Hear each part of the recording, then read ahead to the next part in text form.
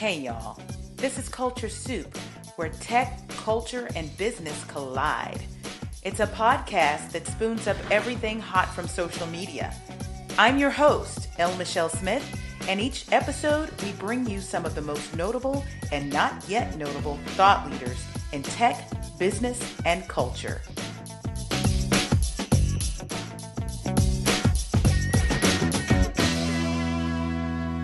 The year was 2016. I'd been working at AT&T for about 3 years. I had just been promoted. Yeah, that's right. I had successfully erected the diversity and inclusion corporate communications team and capability at this Fortune 9. About this time, the awards started to roll in. Enter Rolling Out magazine. They'd been to a few of our events because my team had pitched them. They'd been to a couple of Black Enterprise events that we activated, and they covered them. So I didn't think much of it. But when they called and said, we want to name you to the list of Dallas's top 25 women, I was stunned. The last list I saw like that was in Atlanta, and it had one of my mentors on the list, Jennifer Jones, who was a VP of diversity marketing at AT&T at the time. This was an honor. I was invited to an event where they would actually pass out the awards and recognitions. It was inspiring. Some of the women that I met that night remain friends and sisters to this day. That was the night that I met the publisher of Rolling Out magazine face to face, Munson, Steed. Now, my relationship with Rolling Out magazine actually goes all the way back to when I ran my first agency, beginning in 2002. Rolling Out was always open to our pitches for our clients, be it Cream of Nature, who at the time was at Colomer, now Revlon, shout out to client Tania Golson, or Church's Chicken, who's also based in Atlanta. Rolling Out has always been good to us. And you know what? Munson had a secret weapon. I would actually meet his wife, unbeknownst to me, before I met him. Christina Steed would not only lead the team that handled African American public relations for my team at AT&T. She was the executive vice president at Flowers Communications Group. And yes, that is #squad. This team did some amazing work as we worked together. In fact, one of our claims to fame is Inspired Mobility, which featured everyone from Lecrae to Devon Franklin to Valerie Burton to Jason Caston, and of course, last and totally not least, Rev Run from Run DMC. All of this work was the run-up to that call that I received in 2016 that would land me at the event Top 25 Women in Dallas. Munson Steed agreed to come on the show, and I'm very excited because it's 2019 and they're back in Dallas having the exact same event. We talk about it in our interview that's coming up next. And by the way, there's some talk about Easter eggs. There's an Easter egg in this show for you. See if you can find it. Ladies and gentlemen, publisher, media titan, and mogul, Munson Steed.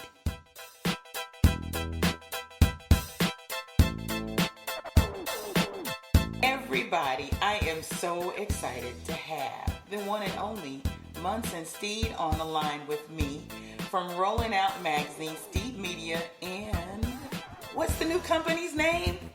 Playful Genius. Playful Genius. We're going to talk more about Playful Genius coming up. But Munson, so glad to have you on the line today. How are you?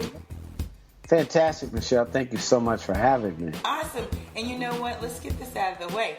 I'm actually leaving town. You're coming into town. We're going to be passing each other on 737s or something like that for an event here in Dallas. You want to talk about it? Now, we've got Sister with Superpowers, which is one of our key kind of engagement moments for sisters that are doing phenomenal things. So we're excited about coming to Dallas. The women of Dallas are doing such a great job. So I'm really happy to come to Dallas. Well, yeah, we're happy to have you. And you know what? This is an evolution of an event that you've always had. Top 25 women in whatever city, right? You should know. You've been one. So Yeah. you should It's know. a great run-up to say how we actually met. You know, my agency, M Strategies, Inc., that was around for about a decade before I went back into the big agency and then ultimately in a Fortune 9 at AT&T.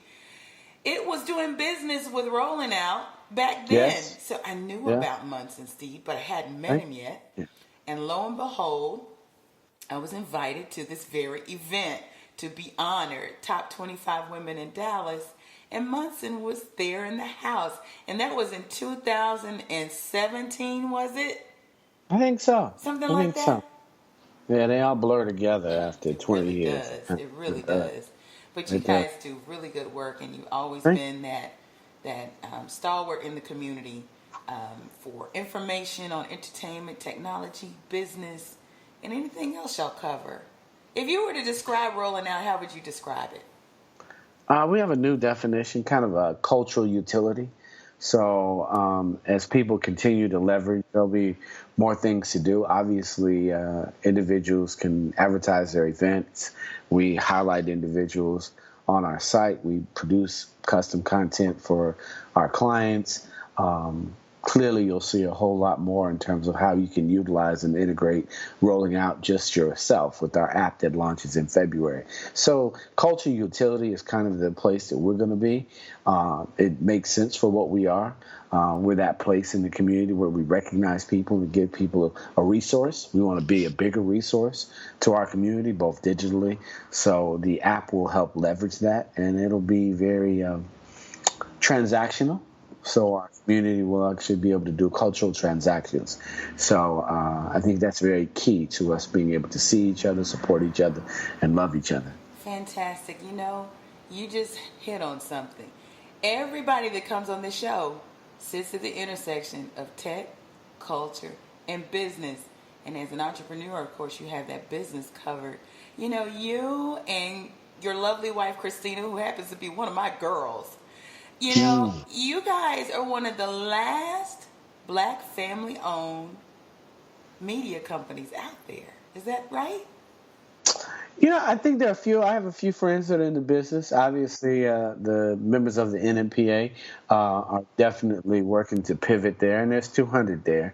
And most of those are family-owned. But in terms of national publications, the Bonners, and Bernard obviously is a friend, was there. And for our dear brother who now owns Rich over at Essence, that's now family-owned.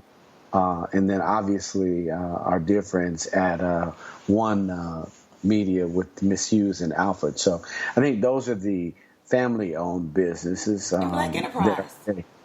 And obviously I just spent the weekend with Butch and my dear family friends over at Black Enterprise. So, and they do a phenomenal job. So I was at his event in Miami. Awesome. And I look forward to going with Christina to the women's event in Vegas. So yeah, you know, their Women of Power Summit is always awesome, and you know I contribute for them, and I was actually a coach for them at Ford, so I'm real tight with Butch and the crew. But you know what, Munson, I think this is a really good time to have our culture soup moment. What do you say? Okay, let's do it. Awesome. Well, look, you just talked about something that's very much on the minds and hearts of everybody online and on social, and that is how to get your information online. So Rolling Out is one of those publications that started out in print like a lot of others, Eventually, you probably online got your website. But now it's driven by social media. Now more than ever. Would you say that's true? I definitely say that there's quite a bit leveraged digitally, and I definitely think social media plays a huge role in all of that. But I think it's also an Easter egg kind of scenario going on. I think the expansion of social media, I don't know that people would call LinkedIn at one time social media, but it looks like Facebook to me. I don't know that people would have thought the same for many other things that you see. Websites kind of have begun to mirror this connectivity, digital connectivity that social media offers. So if you look at many sites, you can now like something, share something. So they're playing a whole role in terms. So for content and all of us content producers, it's more of an Easter egg kind of thing. You want to be able to be on Roku. You want to be able to leverage on HBO. You want to be able to have something on Xfinity. You definitely want to have a strategy for YouTube. So I think the difference is it's not just because if YouTube's not social media, I don't know what is. So I'm not sure, and I'm not certain that it's just social media. I think many people are now digital, and you have to have your content like Easter eggs just kind of hidden so people go to whatever platform they're on digitally or socially, because YouTube is very social to me, or SoundCloud is very social to me, or even Spotify, with the advantage of an advent of more audio files coming in and playing that podcast model. So I'm not sure and certain that it's just one, because I think there are people that are winning many downloads, and there's no more what we would call the scheduling or appointment TV, appointment radio. Because if I hang out with Charlemagne, I might catch him at night and catch up on what he's doing while I'm sitting there with him and ask him about something like that. And I'd be catching that off YouTube. I wouldn't necessarily be watching The Breakfast Club. I don't have to have that same moment that everybody else has, because they're in snippets. So I think that's just how it is. Well, you know what? You touched on something that's very important. And Horowitz Research pointed this out last year in their report about the multicultural consumer. We are content omnivores. So we're on every platform, everywhere, all the time. Always on, right? So is this the key to black media's resurgence? Because we've seen several go by the wayside. God bless them, you know. But then we've also seen some rejuvenate. We've seen others give birth, like Blavity, just boom, right? Digital, everywhere. Is that part of the strategy to survive and thrive? I'm not sure that it's just, I think sometimes things are like shiny toys. So I'm very proud of Morgan and the team over there. So that's a generational thing. I think people say, oh, this is the new toy for the moment. So I wouldn't say their scale matches a scale of even what Digital One has today. So I mean, we've got to just say that, or our network in terms of the size, in terms of that, or localization. So when you think of the terrestrial radio that Digital One has, or the locations that Rolling Out has, we have a very different relationship. I think the difference, and I wouldn't see that. I think that the Shade Room and people like that have leveraged technology at a different level, and I think that they deserve just as much.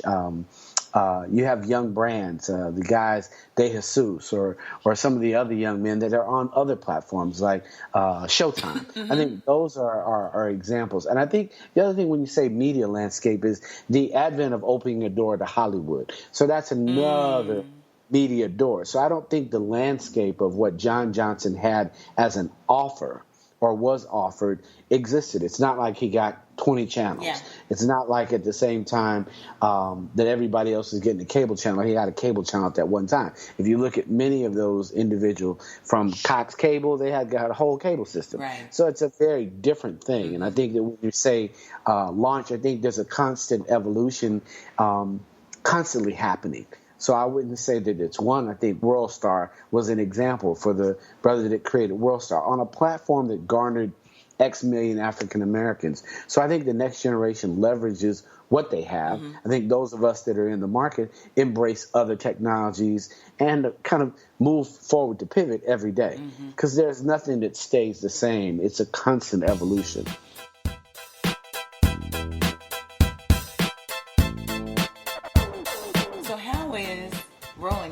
evolving? But I think for us, it's evolution all the way around. I think it's very much being a cultural utility where individuals find that they can utilize our brand much more than they could and feel differently about using it. So I think you'll see a great announcement once we do this launch in February on where our capacity to touch you, feel you, because I think that's very much what our brand does when we're in Dallas. We're touching, feeling, recognizing. Now, how individuals can leverage more with our brand, share our brand more, get more media muscle, get more media recognition, do more transactions. Those are the things that are next for rolling out. But we stay in the lab. I mean, it's whether we're doing a VOD channel, whether we're doing any type of other integration, leveraging. We've got rolling out IQ, which is a whole digital data component that'll come out in February as well. And I think that's just where the market is. You don't want to be a place where you're not appealing to be a agency of some sort, to have the capacity to talent acquisition, which many people come to us for talent, and we provide that as well. And then obviously the evolution of our convention. So after 3 years, we've got it, we pivot. Talking about Ride, right? Yeah, right.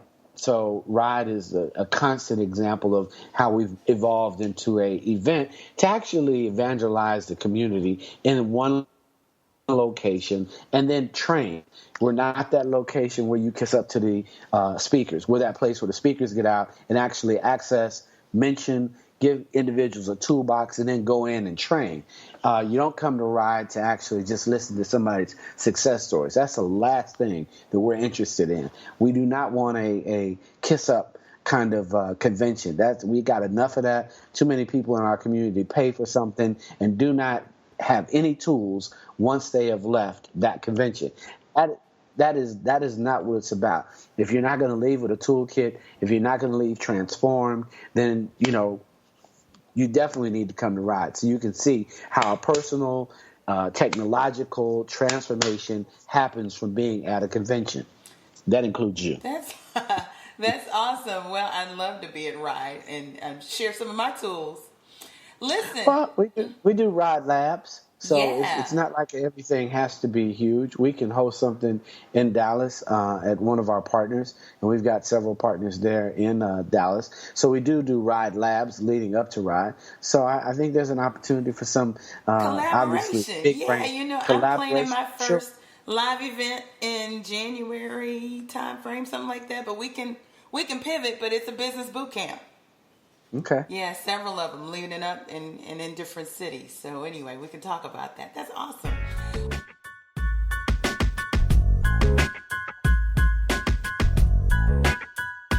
Well, listen, you had a very successful Ride conference just a couple weeks ago, right? We did. It was 2 weeks ago. How many folks showed up? 1,500. Wow, that's awesome. Yeah. So this is year 3? Is that right? Year 3, okay. Yeah. All right. From September 25th and 6th of 2020, we've got number 4. Okay. That's awesome. I'm going to make sure I'm in the house. So you put it on your calendar now. now. Make sure I'm in the house. Okay, so talk about the books and the toys. Something for kids. Well, we're excited at more than anything to continue to create great culturally relevant product. And part of that is being able to provide culturally relevant reading materials, learning materials, educational materials to our community. So Playful Genius is the name of the company that we now have that houses our brand for young girls, obviously, Little Professor Sky, which is right here. So Little Professor Sky. And she has 3 books, and she's all about science, STEM, leadership, and obviously technology. At the same time, we have Adam Smart, which is for our little boys, and he's all about science and space and math and sports. And then, of course, we have the Plush Crew, which is all about our 0 to first grade. So the little baby ones. For the babies. And we have an alphabet book called Alphabet Safari coming out. They've got a coloring book called 300 Words I Know.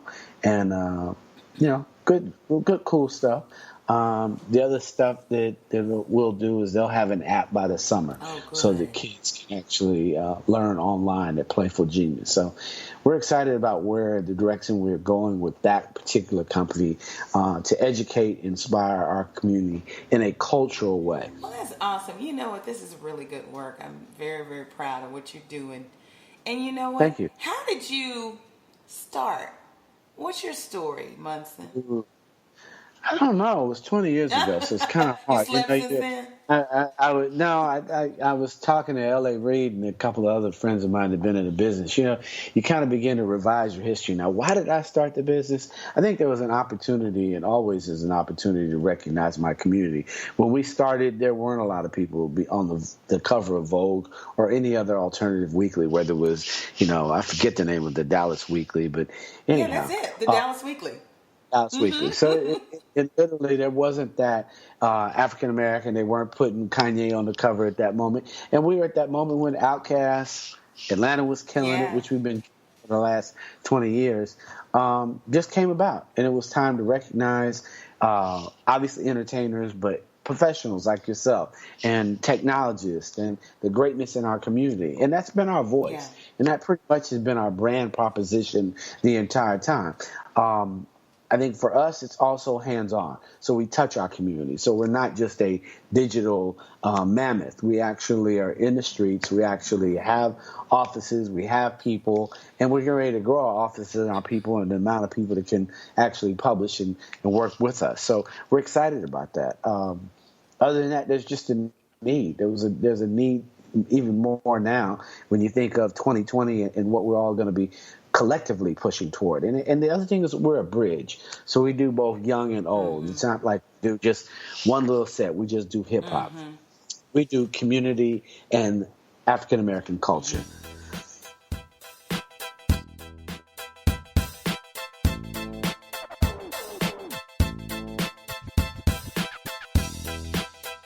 Well, you know what? I have a lot of people who are entrepreneurs or people who are striving to be entrepreneurs. Folks that are in corporate that are trying to get their side hustle together, and do a little something different to get their multiple streams of income. I think everybody understands now they can't really put all their eggs in one basket. You always give some nuggets and some good wise advice on Instagram. If you don't follow them, you should. You do. What kind of advice do you have for folks who are running businesses and wanting to start businesses as a sage entrepreneur? Read. I think there are tons of great reading that has to occur before you ever start a business. So I would say, number one, research before you even spend a dime. I've got a new book coming out in February, and it's all about So I think research is part of what you want to do.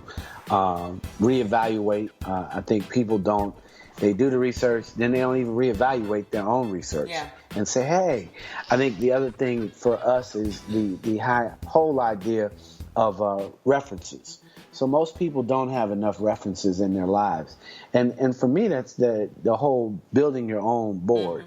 So if you don't have a mastermind group, just like you do, people that you can call on, I think before you start a business, put together a mastermind group. Because for every legal bill you have, you shouldn't have to pay. Yeah. You should have somebody that's an attorney that can at least give you the first hour free. I think the same for your accountant. I think the same. You need to know at least 4 people in that field that you want to be in. Because that will help you get the experience that you don't have. And I think sometimes we don't volunteer or get the experience from other individuals, and we just have to let our egos. And I think stay away from being a drunken entrepreneur. Tell me about that. But a drunken entrepreneur believes that he can do it all. He believes that his money will make it happen. And before you know it, the money will be gone. Drunk on his and own before wine. you know it, you're on his own supply of dreams and pushed and ego. And people got to know what ego means, easing God out. And as an entrepreneur, you got to be able to ease God. Wait, now that was a word. Can we go back and say that again? Because that was a word. Ego means... it was just a word. Easing God out. So, and entrepreneurs can easily do that. You can literally believe that your will be done. And that is just not the way of being an entrepreneur. You've got to have a spiritual journey and purpose to all the things that you do as an entrepreneur. Because that's half of the battle. Receiving your dream, being able to live your dream, empower others through your dream, but at the same time being cautious to understand that there's a bigger principle and purpose for everything we do as entrepreneurs. I don't want to just make the books for children because I want to change the lives of those Yeah. children, because that's what God is empowering me to do with what I am doing. So if there's no personal or professional value to having my products inspire others to be able to feel the greatness and to actually know that they have value beyond what it is as an entrepreneur, then I fail. I think that you've got to have some spiritual value and purpose for all Yes. missions that you take on as an entrepreneur. I think the other thing is just wanting to change the place that your product stimulates energy, ideas, and all of those things. But for me, if you can't really, I want people to cautiously move into entrepreneurship. Right. I want people to be good stewards and read enough biographies, have studied enough books that they don't spend a dime before they test and learn. And I can't say how much you need to research. That's awesome. I cannot say how often you should reevaluate everything that you're doing. If that's not where you're going as an entrepreneur, you're going to get stuck. And you're not going to look back. And you're not going to want to look back. Because the truth is in those numbers. The truth is in that reevaluation. The truth is in your research. So for me, that's a real important aspect for any younger entrepreneurs. I believe in having one for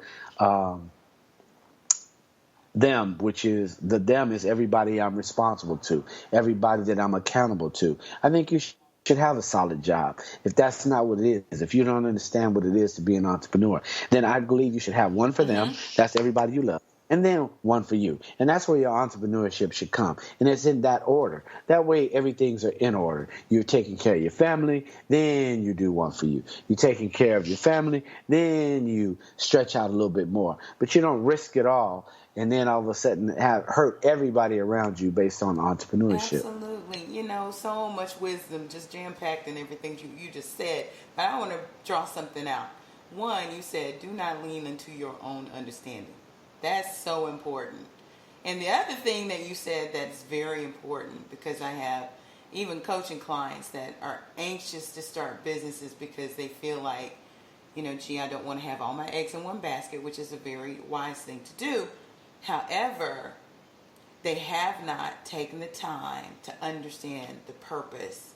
And if it is, spirit-led or even founded in your own story and your value proposition, right?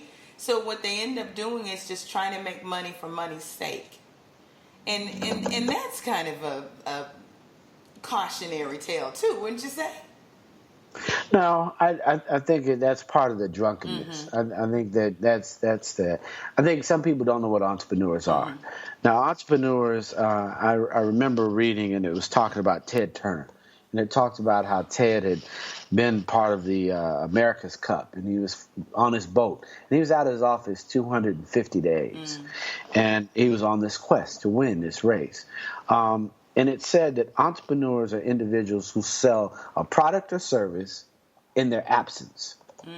So for most of us, when you think of our community, and a friend of mine runs the Michigan Chamber of African American Business Chamber, and at the same time, he says 1.1, every member whose company is 1.1. So most of our community does job creation. They create a job for themselves.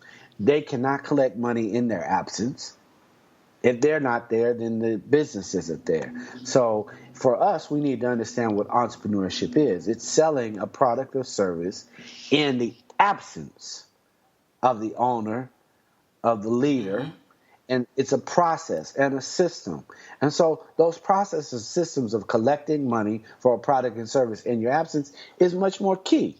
Most people are not entrepreneurs. They're in the process of doing job creation. They've created a job for themselves. They created a job for themselves. And so those processes, systems of collecting money for a product and service in your absence is much more key. Most people are not entrepreneurs. They're in the process of doing job creation. They've created a job for themselves. They created a job for themselves. They're not going to take a 30-day vacation and their business is still going to be intact because they have to show up to collect the money. Right. So I think many of us need to understand and create processes so that we can actually be entrepreneurs. Yeah. Automation is even easier these days because of technology, wouldn't you say? So once you have those processes down, you can automate the ones that make sense, the ones that don't skimp on your customer service or your client interface. What do you think? Well, I think, people like you think bigger than all of us because you're young, you're thinking. I think there are digital applications for almost everything that is going to come forward. That's from customer service to how digital, in terms of responsiveness, taking polls immediately once a person utilizes your service. I think they're just built in.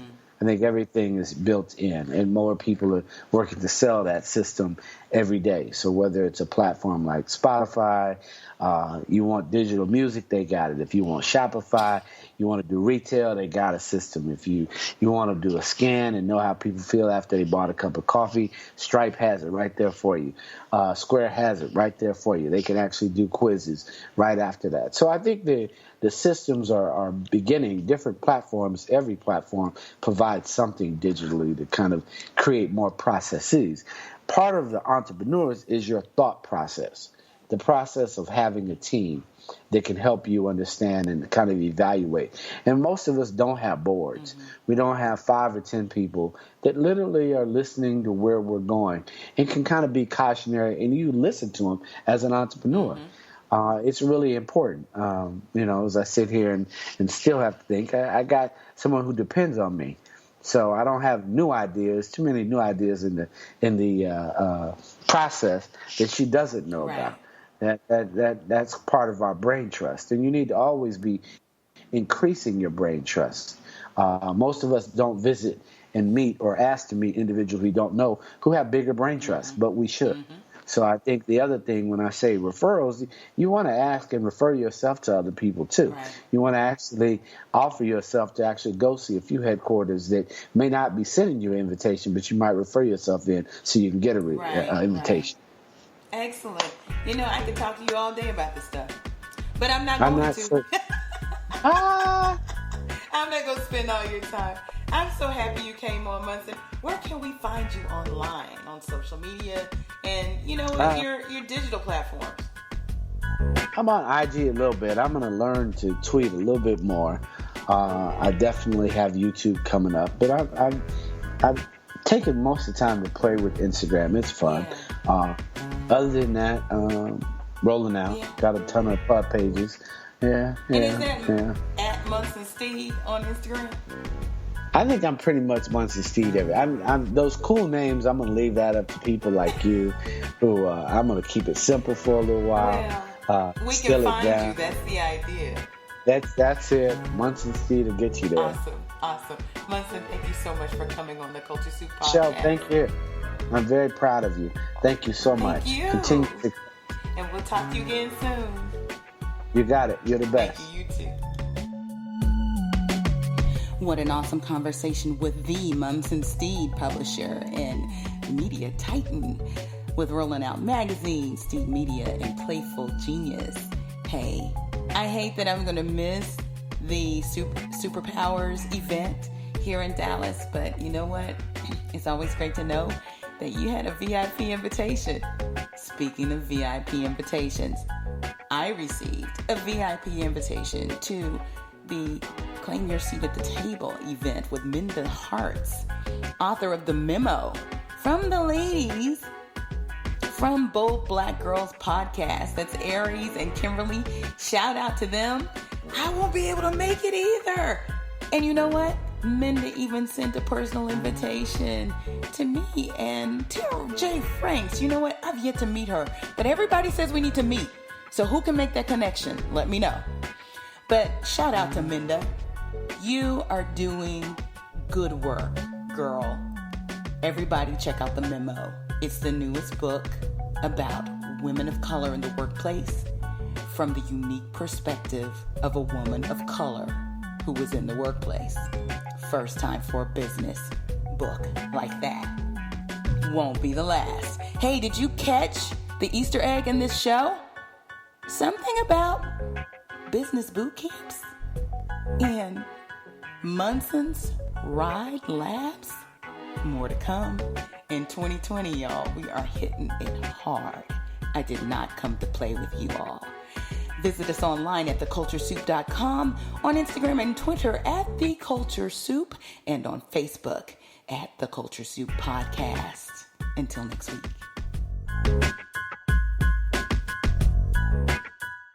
The Culture Soup Podcast is a production of No Size Communication, LLC.